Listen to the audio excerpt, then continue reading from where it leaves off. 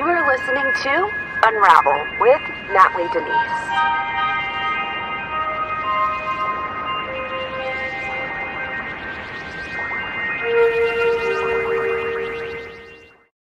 What's going on, guys? Ready to rock for tonight?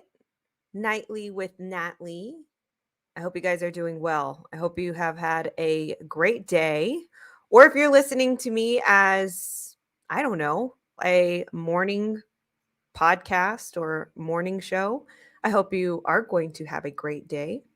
Really appreciate you all being here with me. I'm just going to fix something really quick. Something I should have been using my 3 minutes to fix. I don't know why I do this. Oh gosh, dude. I honestly, I'm sleep deprived right now, and I've been stumbling on my words, and I'm like, oh, get it together, Nat. Okay, now I've got it fixed. Let me fix this really quick. But anyway, I hope you guys are doing well. And I hope that you are en route to a good holiday, Christmas to be exact, to celebrate with your family or your friends, if that's what you do. Woo, what's going on? What's up, Scott? What's up, Ken? What's up, Miss Marissa? What's up, Tank Darla? How are you guys doing? Thank you so much for joining in. I really appreciate you guys and your support. Thank you so much for talking about me. Believe me, it has not gone unnoticed. Thank you so much for everything that you do to promote me, get my name out there. I really, really appreciate it. And I'm super blessed and I'm super humbled. And I just want to express my gratitude to you guys, because really this is, I can't do it without you guys. There's no me without you, really. And, I don't know, I should express my gratitude a lot more, because I am very, very grateful for what I have, and I'm humbled. And I pray to God that God keeps me humble through this experience, because I've seen just, gosh, you guys want a little rant. You guys want a little rant before I begin the news. You guys ready for some rants and for some tea and maybe some wig snatching a little bit?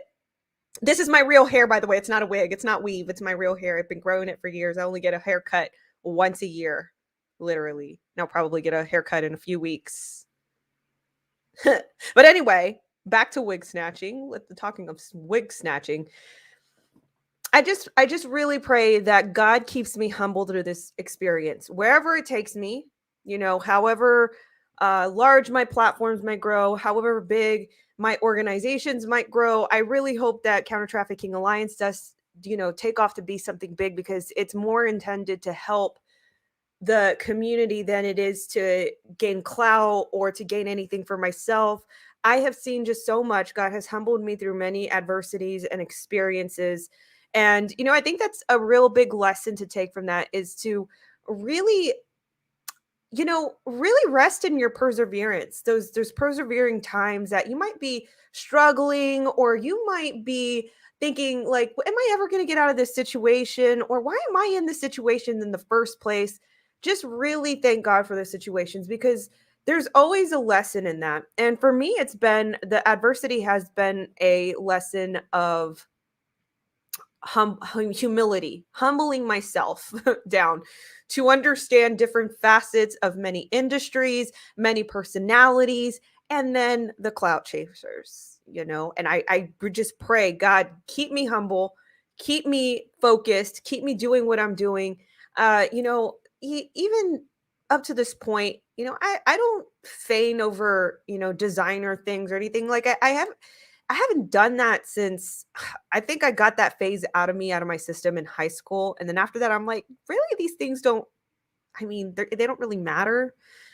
But, I hope that I just want to keep this mentality, because going through this experience of seeing so many influencers defect and really go off the wire and off their hamstrings on being these, they say they're not clout chasers, but they are clout chasers. And they actually, they'll go and attack other accounts or other personalities or people that are actually doing something for the industry of the revolution, right?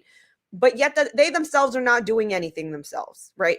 And, I think it's important to have a humble attitude through all of this, that it's not through me that I do this. I do this, all this as a vessel through my faith and my belief in God, and that he uses me as his hands and feet to do work on this world, in this world, while I'm here for a very short time. And that's the thing. We're here for a very short time. And that's something that we really have to put in perspective, that while you're here on this earth, you don't just want to live just to live and pay bills, and do something for humanity, do something good for your community, do something that's going to propel and echo through your generations and your legacies. And bringing it back to humility, stay in your humility, stay humble, and don't do this for clout. Don't get big headed. This is the big thing. And again, this is I've been through so much adversity in my life where I'm like, you know what? I get it. I get it. When someone's going through something, I'm like, I totally get that. Somebody's going through an abusive relationship, I'm like, oh, I totally get that. If someone's going through the struggling financially, I totally get that. And I want to remember these times. Really, truly, I want to persevere through this, so that way it's a platforming step for me to understand rather than to get big headed. And, a lot of things with these clout chasers is that, they're all cowards. The ones that want the clout and want the notoriety, they will go after, again, people who actually do things, get off their butts, out on the streets, actually advocate for something. And they attack people. And in their cowardice of doing this, they won't call people out by their name. And my next thing is pivoting to just be straight up transparent, be direct. Why do people cower behind these avatars and behind these entities, and they will beat around the bush about somebody, beat around the bush about a big personality, or through people who have platforms who advocate for things, but they cower and they won't be direct? You might as well tag me. That's my motto. You might as well tag me. Tag me. Why not? And don't block me when you do it. Let me see the tag. Let me see that the notification that you're actually talking about me. Why not tag all these other people? Because they're cowards. If you're following an account that consistently goes after other accounts or other people based on loose digs, I'm going to call them digs because I don't want to call it baseless theories the way the mainstream media does.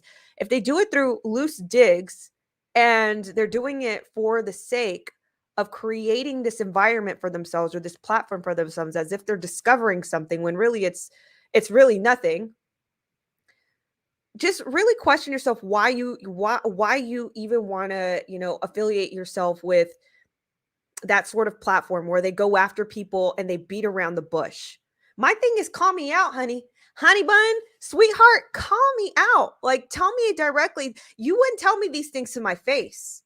In real life, you hide behind a keyboard and you wouldn't tell these people things behind behind the keyboard that you would in real life to their face. And that's the entire thing. That's why they won't call people out for what it is directly on their platforms without blocking them. Okay, there's a stipulation, without blocking them, because these people are cowards. Be direct. And here's another thing too. Be honest. What happened to honesty too? Like, why do we lie by omission, by keeping details from other people? Just be upfront. Bro, like, everything gets discovered. Everything gets put up front. Everything. All the truth will come to light. No matter what, you might as well be honest. Hey, look, like, I did this or whatever, or I said this. By the time you know it, these people who are not honest catch themselves in a web of lies, and they can't keep track of everything that they say as a falsity, and they have to keep making up other lies to web them up into more lies, and then they get caught up and tangled, and then they look like fools at the end of the day. Just say what it is and stop beating around the bush. Be direct. I had to learn that through the years. I had to learn how to be direct. Okay, can you just tell me what you're trying to say? Okay, can we just, I know you're trying to dance around a certain subject, but can you be direct with me? Just tell me, because I'm direct with people. And that's the thing. We have to stand on truth. And when you stand on truth, you can be direct in these things. You can stay humble. Just stay honest, humble, and be direct. Oh, sweetheart.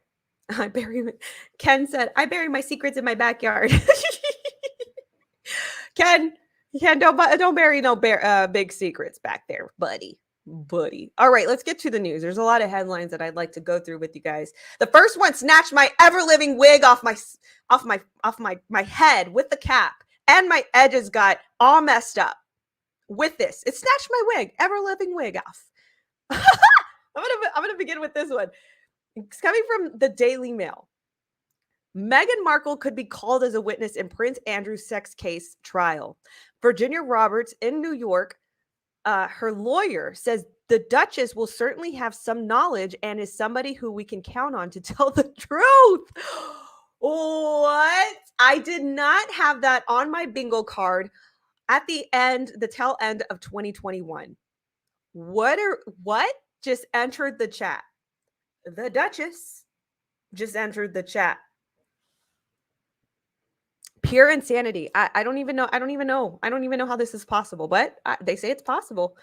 Meghan Markle could be called to give a deposition as part of the civil suit against Prince Andrew being brought by an Epstein accuser, Virginia Roberts Giuffre. David Boyce, the lawyer representing Giuffre in her legal action, was told the Daily Beast that the Duchess of Sussex was someone who could be counted on to tell the truth. Okay, first of all, why are they saying that she can be counted on? Who? What? They can be why did they say, like, it almost sounds like we know that she'll tell the truth. We know that she could be counted on. It just opens up so many rabbit holes and theories about Meghan Markle and why she left and all these things. And I know we have our criticisms for Meghan Markle and her behavior and her activism and her spectrum of beliefs. I get it. I completely get it. But it does make me curious. Why the heck would they say, we know that she could be someone that would tell the truth? We know. Boyce told the outlet that Markle was in consideration because she lives in the U.S., so is subject to the jurisdiction of the U.S. courts. She also said that she was being considered because she was a close associate of Prince Andrew and hence is in the position to perhaps seen what he did.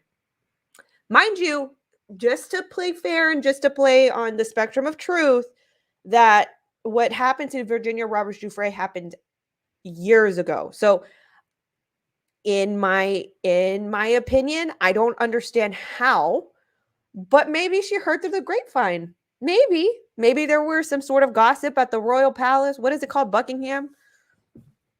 Maybe there was like some sort of gossip, some sort of tea being spilt at Buckingham that she might have caught ear of.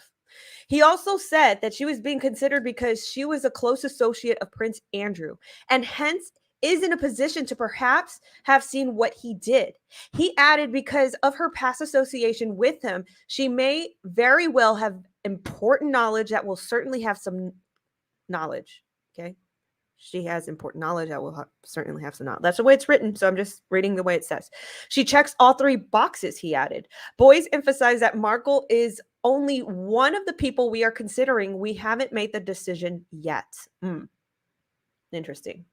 Miss Giuffre, who's 38, has claimed that she was forced to have sex with Prince Andrew 3 times in 2001 when she was just 17. Prince Andrew vehemently denies all allegations made against him. District Judge Lewis Kaplan is set to hear the arguments from the Duke's legal team to dismiss the suit on January 4th. If the case makes it past this point, it will enter full discovery, meaning both sides will have to give videotaped depositions. Boyce, the lawyer who's representing Giuffre, said his team could depose up to 12 third parties as part of this stage, that they would have to be careful who they picked due to the time constraints. The Daily Beast reports that the Duke's ex-wife, Sarah Ferguson, was also in consideration, but would be more difficult to target for deposition due to the fact that she lives in the UK. Boyce said that out of respect and deference, and because of her age, there were no plans to depose the Queen. Y'all hear that? Because of her age and because of her position, we can't summon the Queen. We can't snatch her wig. Oh. You guys say my camera's a little blurry. Maybe I'm just moving too much. I need I need to fix the focus maybe after this. All right. So Prince Andrew's lawyers want the civil action to be dismissed and said that it was blameless, and added that the sensationalism and innuendo have prevailed over the truth. Ms. Giuffre seeks specific damages. In October, the Duke's lawyers submitted a rebuttal of the threadbare complaint, attaching media reports and Ms. Giuffre's manuscript as evidence. Last week, the Duke failed in his bid to have the newspaper cuttings describing his accuser as a money-hungry sex kitten taken into account by the New York judge who was considering her claim against him. Judge Lewis Kaplan dismissed the request for a PR stunt and refused to consider the press reports or a 139-page manuscript written by Virginia Roberts Giuffre about the billionaire pedophile cabinet Jeffrey Epstein. Judge Kaplan said there was no proper basis to look into the articles or Ms. Giuffre's manuscript the Billionaires Playboy Club published in 2011, which he added to appear to have been submitted for whatever public relations purposes the defendant's advisors may have had in mind. In one of the media reports, the U.S. newspaper quotes former friends who slammed Ms. Giuffre about bragging about her money, and another, her ex-boyfriend, Philip Gudrian, who was with her during the time, says she spent with Epstein, claimed that she was like the head B word at Epstein's Palm Beach mansion. Now, as you guys remember, or, if you've been keeping up with the trial, as I have been putting this out since day one, there has been some witness testimony that did allude to Virginia Roberts Giuffre. And so what he's saying here is, that she was one of the main squeezes or whatever, but also that she was a recruiter. So these details could corroborate. And again, this is in trial and all these things. So, we got to wait till they deliberate, which is happening right now. But anyway, claims she was like the head B at Epstein's Palm Beach mansion. She'd have like 9 or 10 girls she used to bring to him. She never looked like she was being held captive, he added. In an interview, Ms. Giuffre gave the Mail on Sunday in 2011 for an alleged $160,000 was also submitted as evidence. Of the manuscript, the Duke's lawyers wanted to use a description of the liaison with Prince Andrew in Mexico, which Giuffre later admitted did not happen, to prove their case. The judge did agree to consider in 2009 settlement deal between Ms. Giuffre and Epstein at the Duke's legal team previously said releases him from any responsibility, reported by the Daily Telegraph. Judge Kaplan will hear arguments on the Duke's motion to dismiss on January 4th. So we'll get over the Ghislaine Maxwell trial, I presume. And from there, we jump to, it's not necessarily like a big event just yet, but, they're hearing arguments to dismiss the case according to the Duke. And we'll have to see where this goes. And I don't know. The deliberations are questionable and all these things. There is some contextual clues that they might actually get some, I don't know. Maybe they might convict her. Ghislaine Maxwell I'm talking about. So, I don't know. I don't know if that affects this in any way. Maybe not. I don't know. But we'll see. January 4th. All right. Many people are making a hoopla about President Biden. Apparently, he gave this like televised speech. I didn't watch it, to be honest with you. Actually, we can watch it together. There's like a little clip right here. But he's basically like, happy holidays. You're gonna die. He was like, happy holidays. By the way, you're gonna die. If you're not poked in the arm, you're gonna die. And like, there's so many great memes that are coming out of this. It's honestly amazing. Anytime he speaks, really, it's like a blessing in the meme world, because we get just so much ripe material. It's right for the harvest. Hello, guys. I see you guys joining in the chat. I see Scott from Australia. God bless you, Scott. Thank you so much for watching me down, all the way from Australia. What is it, like morning or afternoon right now? God bless you guys in Australia. My heart's with you. I fight with you. My prayers are out for your freedoms and for every atrocity that is going against you right now. I pray against it. God bless you, Scott, and your family in Australia. God, please bless Australia. And guys in the chat, please give Scott some words of encouragement that we're with him, that we stand with him. Yes, Australia is definitely on the radar. All right, so continued on. Let's actually watch a little bit of this travesty called Biden. We have to do better. The public health officials have been saying for months, you need to surge rapid tests for just this moment. Is it a failure that you don't have an adequate amount of tests for everyone to be able to get one if they need one right now? No, it's not, because COVID is spreading so rapidly. You notice it just happened almost overnight, just in the last month.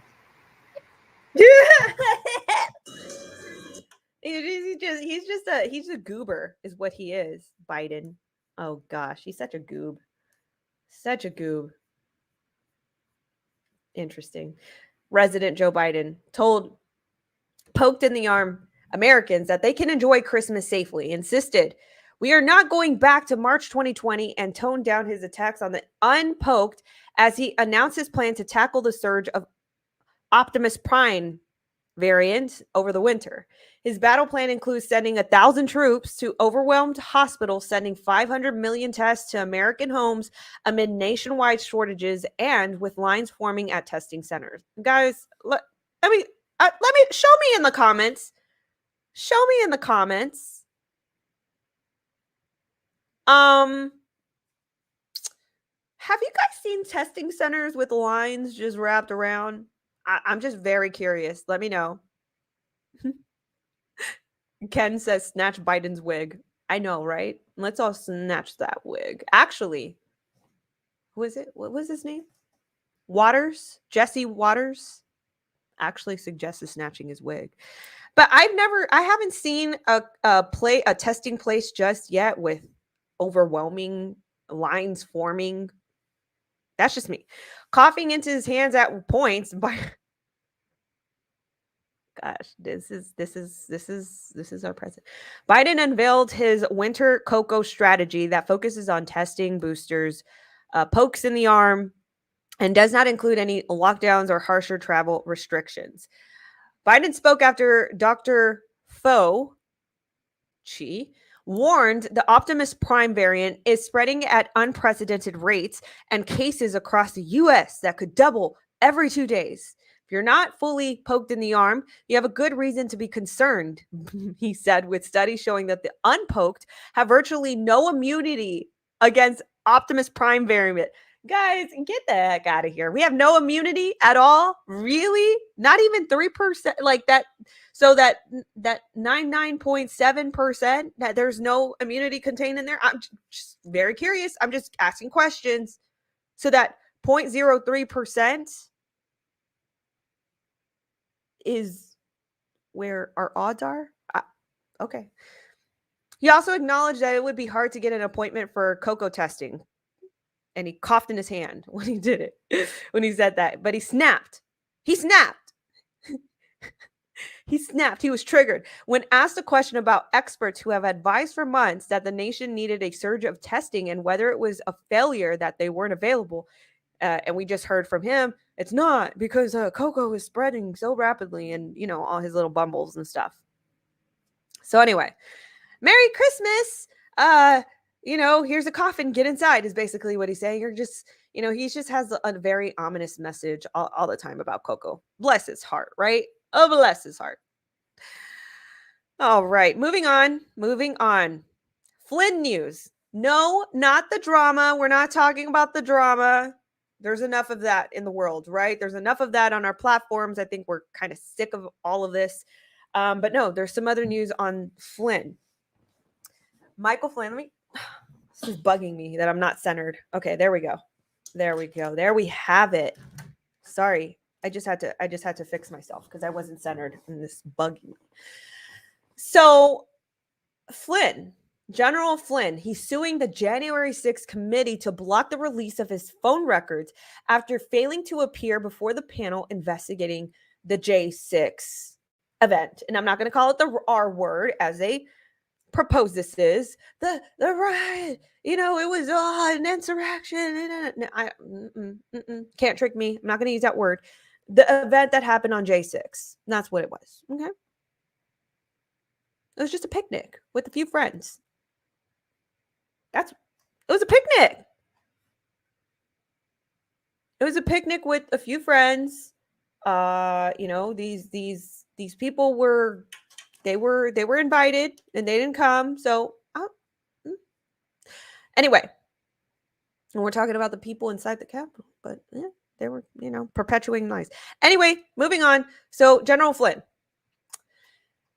the embattled former national security advisor to the former president, Donald Trump, is suing the White House committee, or the House committee, investigating the J6 event to block their subpoena for his phone records. His lawsuit is 8 against the House Select Committee to investigate the J6 They're trying to twist the words again. They're trying to call it an attack. It was an event. The J6 event on the United States Capitol.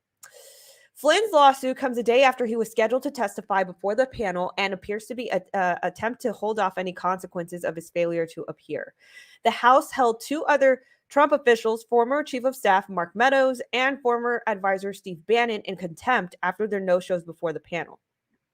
The House subpoenaed Flynn in early November for him to turn over records he had related to the 2020 selection process, as well as demanding he testify. Flynn alleged that in the lawsuit filed in federal court in Florida, that a subpoena issued to him by a panel was too broad in scope and punishes him for constitutionally protected speech he engaged in as a private citizen. Flynn also alleged at the lawsuit that the congressional committee has no authority to conduct business because he is not a duly constituted select committee. He told the House panel that he planned to assert his Fifth Amendment right against the self-incrimination and didn't appear in person. Instead, he filed the lawsuit. Like many Americans in the late 2020 and to this day, General Flynn has sincerely held concerns about the integrity of the 2020 cheese selection process. We wanted the cheddar, but we got the blue, is basically what we're saying. The lawsuit says that it's not a crime to hold such beliefs, regardless of whether they are correct or mistaken. Last week, political operative and longtime Trump ally Roger Stone said he met briefly with the J6 panel and informed lawmakers that he would invoke his Fifth Amendment right.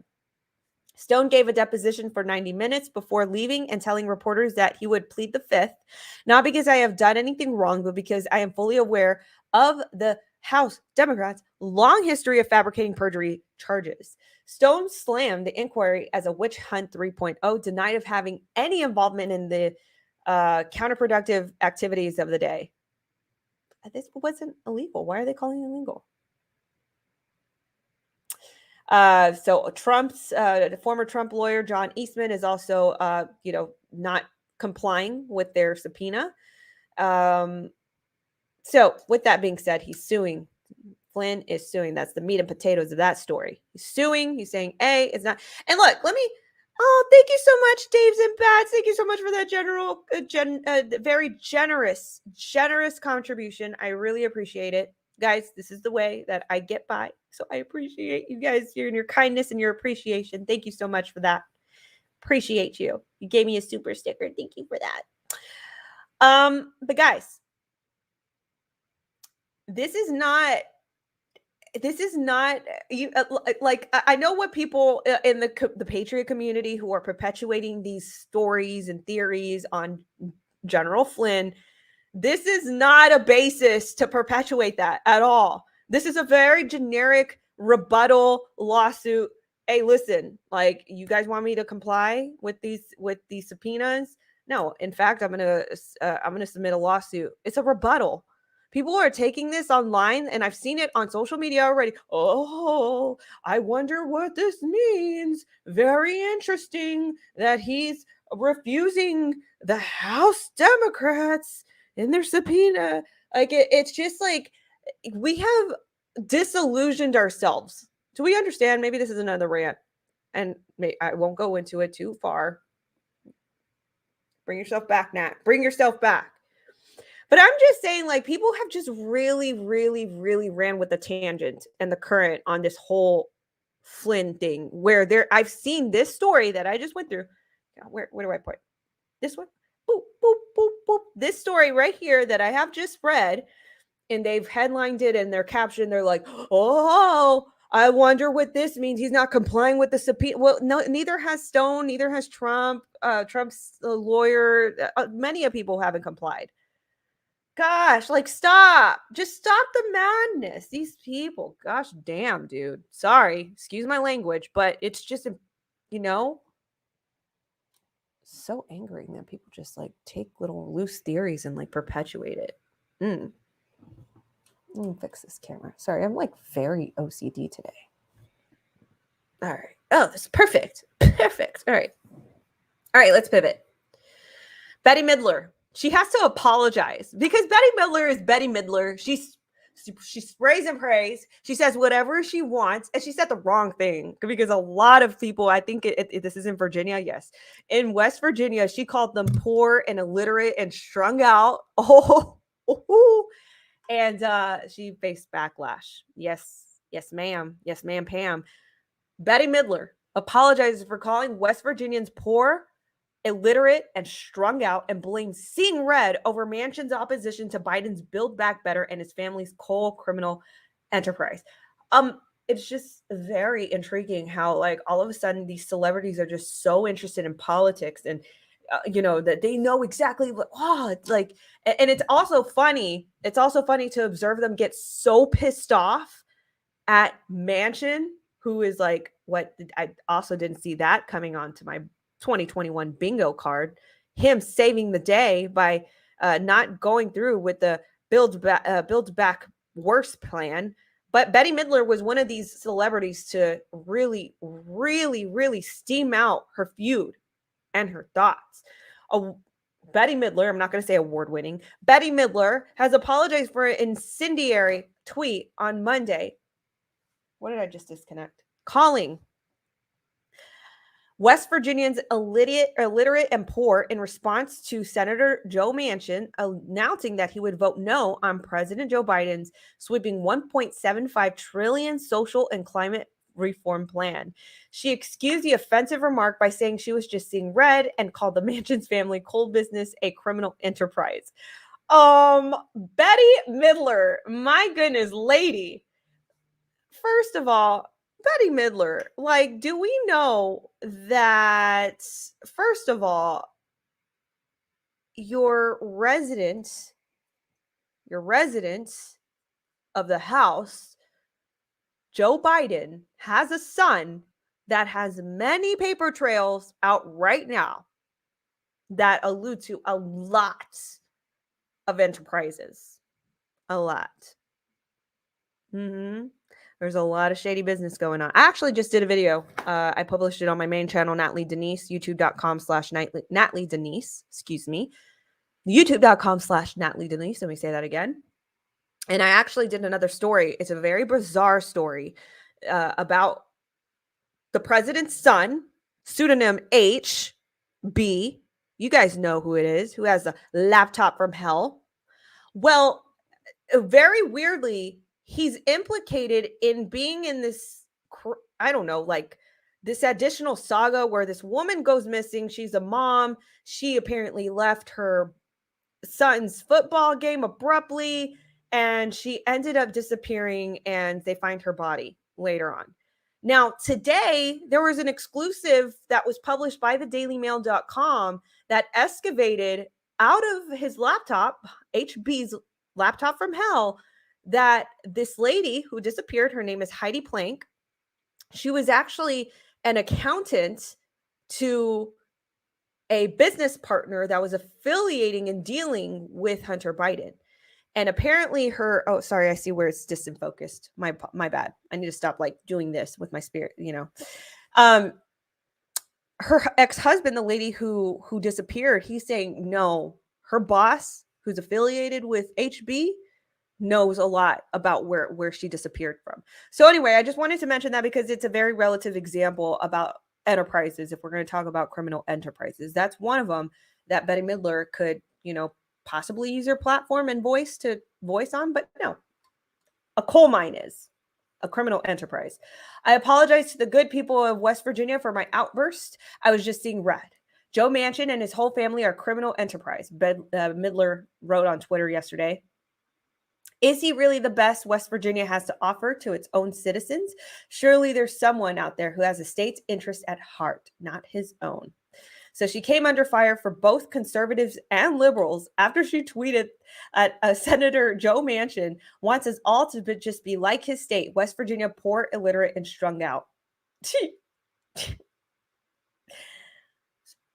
Look, people like this deserve absolutely everything that they call upon themselves. Leave your heart to their own devices. You guys know that verse in the Bible. Sometimes the Lord is just going to leave you up to your heart's devices if you don't guard your heart. So that's why you should be relying on prayer, relying on him and his providence and all these things. Because when you rely on your heart, what happens is things like this. Oh, I just feel this way. And this is how the world is shaped. Oh, I feel this way. And so I'm going to act this way, you know? And so God's like, okay, well, when you choose that path, I'm going to leave you up to your heart's desires, to your heart's devices. So when you're not acting in a way that is more like God aligned with, aligned with his will, with God's will, he leaves things of the world to be permissible. And people call upon, this is the law of reciprocity. Some people call it karma. I'm more about God's law of reciprocity. Sometimes he just allows, things to backfire. This is one of those cases, I believe. All right, let's switch gears, something more serious. The Daily Traffic, as it always is serious here. So we're switching gears to the Daily Traffic, your source for human trafficking news, latest headlines. This is an update. Oh, Daves and Bats, thank you so much for that additional generous contribution. Thank you for happy holidays. I really appreciate that. Again, thank you so much. I really appreciate it. I'm very humbled, very, very humbled. Thank you for that. Appreciate you. Oh, gosh. So, a little bit on CNN producer. So, Daily Traffic, where I give you the latest in human trafficking news. CNN producer John Griffin. You guys remember that? It was last Saturday. I believe it was last Saturday. Did we just come from the weekend? Yeah, we just came from the weekend. So it was 2 Saturdays ago. I remember I was in Dallas for the 𝘰𝘭𝑦𝑒𝑎wakening tour when I found this out. It was reported 2 Saturdays ago that he was arrested on Friday. And the allegations, the charges are very serious charges. The CNN producer, who is a senior producer for Chris Cuomo, apparently he was sexually training girls as young as 7 years old, or so he bragged, and forward, girls of all spectrum, the spectrum of ages. He was trying to make them sexually subservient. And he was doing this by getting the mothers involved. Hey, I want to make your daughter, and I don't know what mother would do this and agree to this, but there were mothers who did this.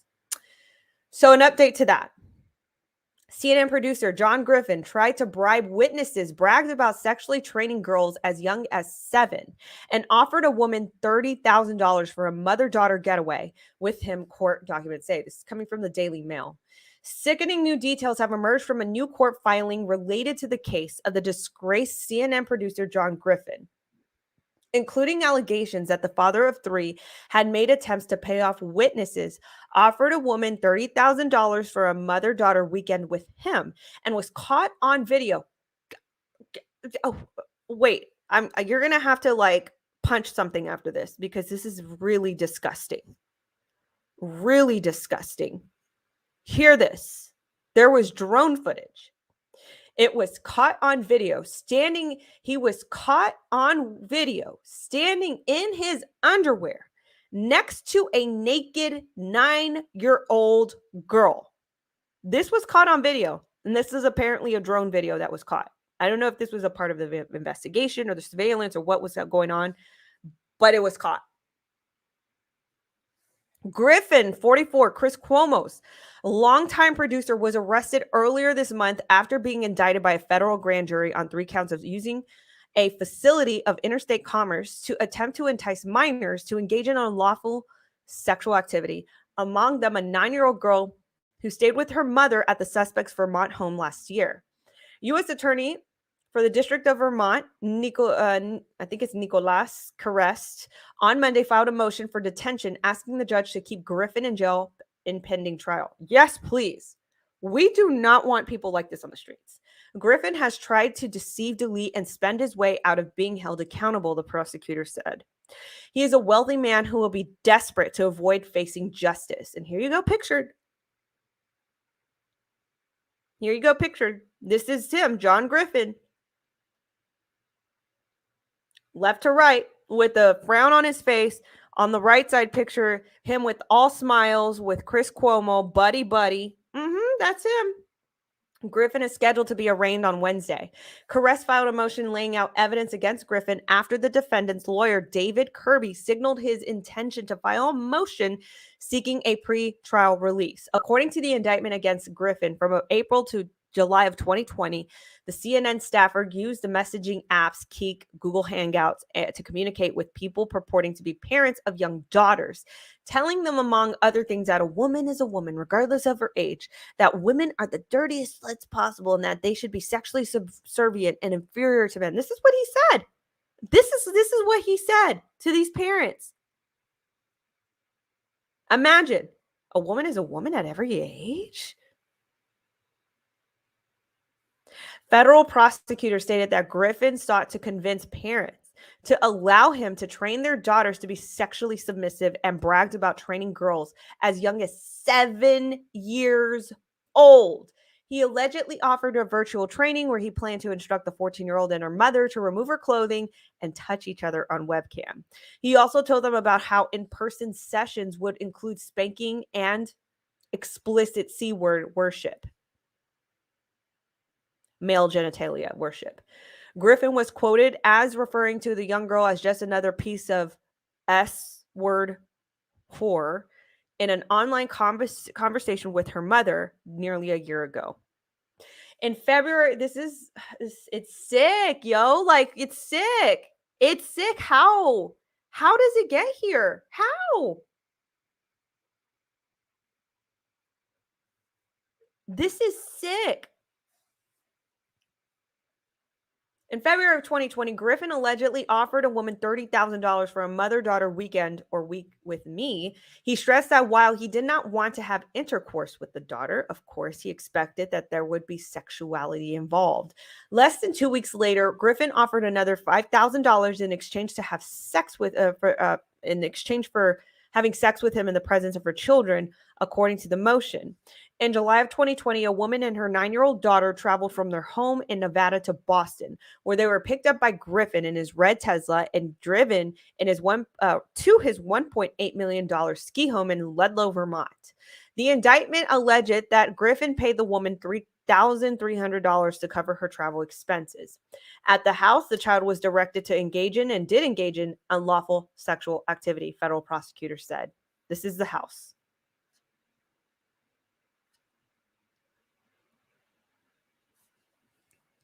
A subsequent criminal investigation has uncovered that Griffin, the CNN producer for Chris Cuomo, and the woman engaged in BDSM, and that the child was allegedly forced to take part in the sexual activity.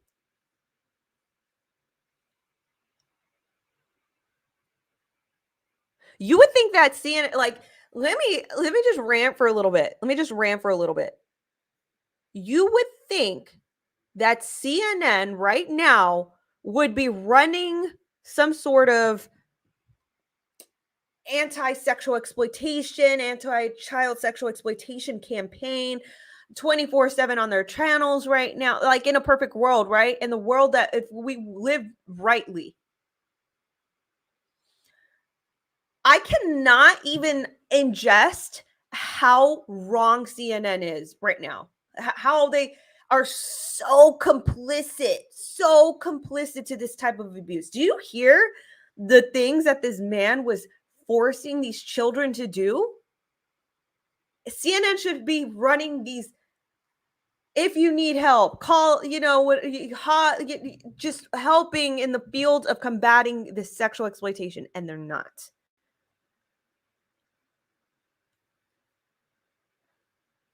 This is so beyond unfathomable. So the child was allegedly forced to take part in a sexual activity, BDSM. You guys know what BDSM is? It's like, it's this fetish type of, they use like leather and chains and stuff like that, masks and, all these things. I mean, could you imagine the fear this child probably took? I can't even like articulate this. It's so disgusting. BDSM, a child? Honestly, like, and why aren't more outlets talking about this? Caress wrote in a motion that while the Nevada mother and her daughter were staying with Griffin, he viewed web pages featuring pornographic videos about sex with mothers and daughters. Federal prosecutors have since obtained drone footage allegedly showing the completely naked 9-year-old standing immediately next to Griffin in his underwear. When confronted with this video, Griffin's first response was merely to suggest that he was not looking at the naked girl, despite that she was standing so close to him to be touching the motion alleged. The girl would later accuse Griffin of sexually assaulting her, telling FBI agents that he called her a little SL word, a little WH word, and a little B word. After the mother and daughter returned to Nevada, he exchanged messages with their relative denying any wrongdoing. The relative replied that while the mother was too pilled out to remember, little one do, and added, "You let me know if you're feeling helpful within an hour or so." A short time later, Griffin sent the relative $4,000 through Venmo. This apparent payoff of potential witness is not only further evidence of wrongdoing, it's an independent reason for Griffin's detention, the prosecutor wrote. The 9-year-old's mother was arrested in August of 2020 on 2 counts of child sexual abuse. I'm sorry. That's incorrect. The 9-year-old's mother was arrested in August of 2020 on 2 counts of child abuse, 2 counts of sexual assault against a child under 14, and 1 count of lewdness with a minor under 14. She's due back in court on Wednesday. As part of this argument for keeping Griffin behind bars, the federal prosecutor brought up an unrelated incident from October of 2020, during which he said that the former producer of Chris Cuomo primetime allegedly tried to pay off the driver of a car he had crashed into. The other driver rejected the offer and called the police, resulting in Griffin being charged with a DUI.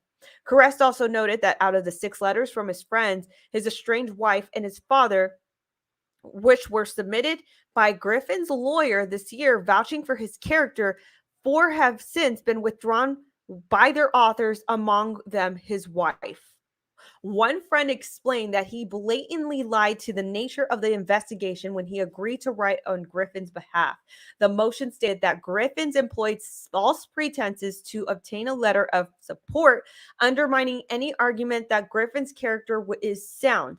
Such tactics indicate that unusual degree of desperation not to be held accountable. Caress also revealed that after Griffin was arrested on December 10th, he told FBI agents, unprompted, without incriminating myself, "I just want to let you guys know that I'm ashamed you even know my name at all." The disgraced CNN producer said, "In the time I'm with you guys, in the event I do anything inappropriate, I just want you to know that I'd feel the same way you guys would feel if I'm in your situation. Thank you." If convicted, the charges against him, Griffin faces a minimum of 10 years in federal prison and could be handed a maximum sentence of life imprisonment for each count. CNN initially suspended Griffin while awaiting the conclusion of the investigation, but later moved to fire him. The charges against Mr. Griffin are deeply disturbing, they say. This is CNN. I'm doing this voice for a reason. The charges against Mr. Griffin are deeply disturbing. We learned of his arrest on Friday afternoon and determined his employment on Monday. a CNN spokesperson said in a statement. Griffin had previously worked with Cuomo at ABC News between 2005 and 2013. Cuomo was fired earlier this month, helping his brother, former New York Governor Andrew Cuomo, as the politician faced sexual harassment allegations. What are the ironies in all of that?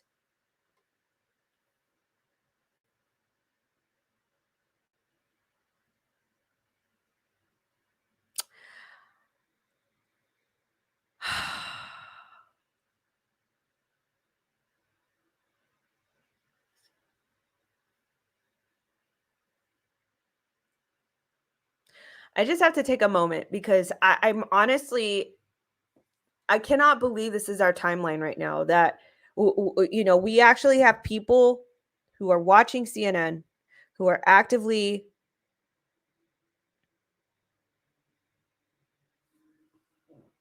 I just don't understand. I don't understand. How can anybody watch CNN after this? After this?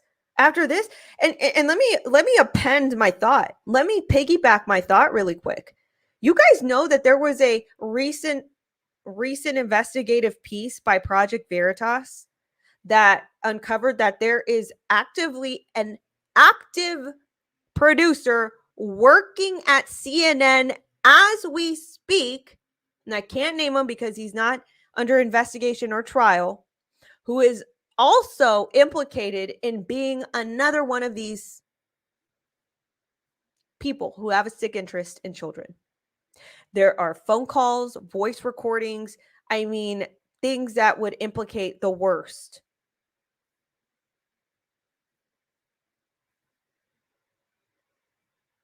You know what I mean? And CNN still hasn't fired them. They haven't given out a statement, nothing like that. How could anybody watch CNN after this? How can you support CNN after this? I'm going to move on because this is making me mad.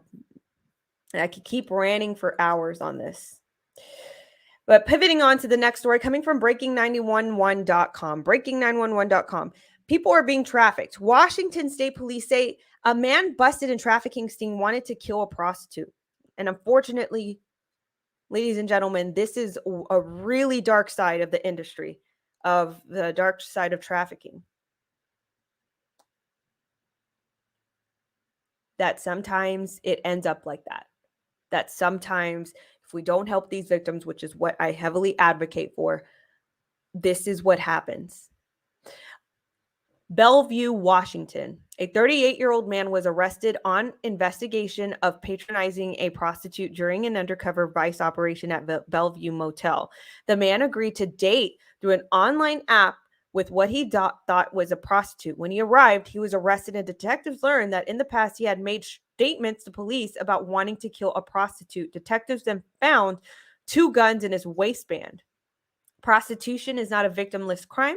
Many sex workers become victims of robbery, assault, and rape, stated Captain Shelby Sure. This is why I do not advocate for this whole new idea of let them, legalize it, legalize all this, let us be regulated and let us do it free. No, because it will absolutely not solve the problem. It will perpetuate this a lot further. And there are some sick people out there that actually want to do this to people. And for those that are held against their will to do this, who's going to know who's a victim, who's not? So I don't think legalizing it is the right move.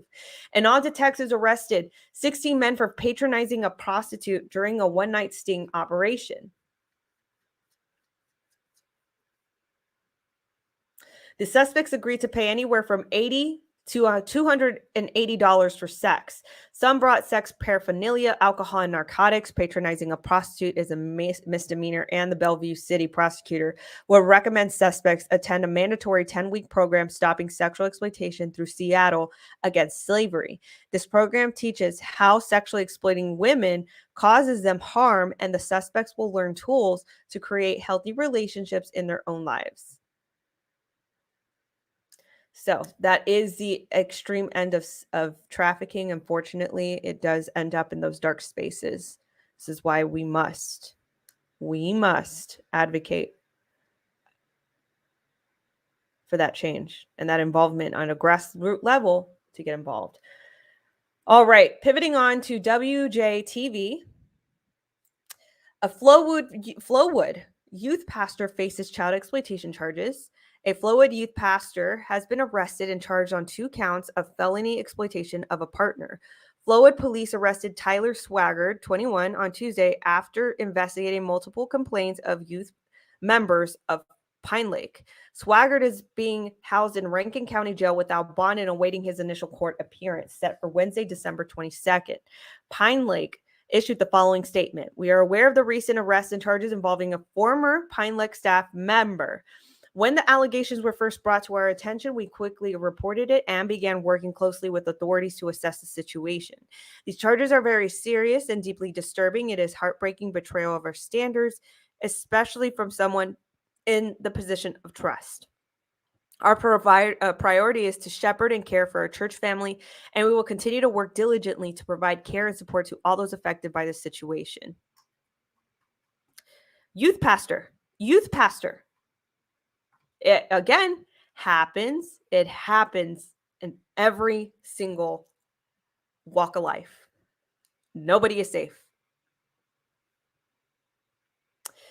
All right, then pivoting on to North Delta reporter. A child porn charges for a Surrey man, 70, after a 20-month police investigation.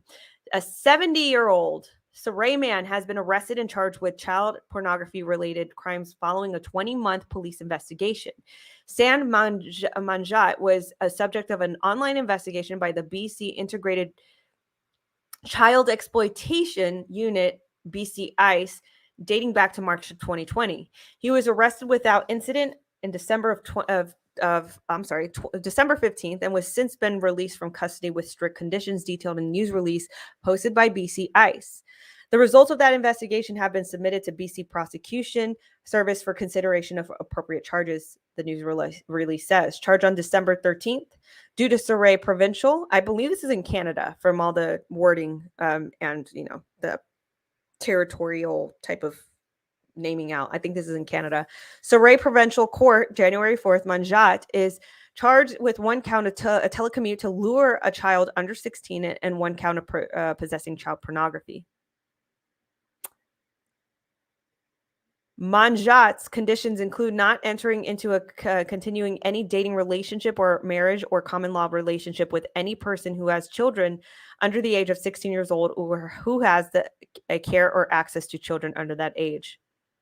He is to not access a computer network, including the internet, or possess any device capable of accessing the internet, with some exceptions, police say. Whew. All right. Guys, this was a lot. This was a lot tonight. I mean, we have a lot of work to do in our society to advocate and to combat this and to really speak up on this. I mean, this is a really dark news night for trafficking news. This is a lot of sick, very spiritually sick, very, very under possession, souls out there. It's very sad, very, very sad that people get hurt in this process. This is very dark. So anyway, with that being said, thank you guys so much for being on top of the news. Thank you for staying tuned to this type of news and for being interested in this platform. I really appreciate you all. Thank you for your support. Thank you for your generous donations as well. Thank you so much for keeping my lights on and paying for my groceries and all these things. I am viewer funded, so I really appreciate that. Guys, you have a wonderful night. I hope you guys have a great sleep. Or if you're listening or watching me in the morning time, I hope you have a great day. I will catch you guys in the next episode. Bye-bye. Thank you so much for tuning in to Unravel with Natly Denise. Please give this podcast 5 stars.